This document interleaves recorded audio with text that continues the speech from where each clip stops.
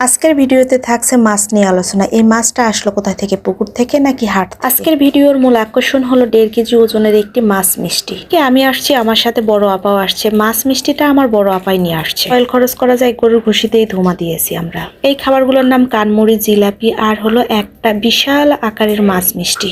মাছ মিষ্টিটার ওজন 1.5 কেজি। আমি ভাবতেছি মিষ্টিটাকে ভিডিও করব নাকি খাবো না, আগে ভিডিও নেই তারপরে খাবো। পুরো বড় বড় মেলা হয়, সেই মেলার মধ্যে কিন্তু এই মিষ্টিগুলো পাওয়া যায়। আমরা কিন্তু নওগাঁ জেলার মানুষের এই মিষ্টিগুলো চোখ দিয়েও দেখিনি। একমাত্র পোড়াদয়ের মেলা, কালী পূজার মেলা, দুর্গা পূজার মেলা, এলা মেলাতে এলা মিষ্টি পাওয়া যায়। আমি নওগাঁ জেলাকে অপমান করলাম তা না, বগুড়া জেলা মিষ্টির জন্য বিখ্যাত। বিশাল বড় বড় মিষ্টির ভান্ডার বগুড়া জেলায় আছে। আস্তে করে পলির মধ্যে থেকে বের করে নিলাম, তারপরে চামচ দিয়ে একটু কেটে নিতে হবে। দেখতে কাতল মাছের মিষ্টি। মাশাআল্লাহ, আপাকে দীর্ঘায়ু দান করুন, এবার মেলায় যেন এমন বড় বড় মিষ্টি খাওয়াইতে পারে। মেলা হয়েছিল তখন তো আমরা বাড়ি গিয়েছিলাম, আমাদেরকে যেতে বলেছিল, আমরা যাইনি, তার জন্য আমাদেরকে আহিরা জান্নাতের জন্য মিষ্টি নিয়ে চলে আসছে।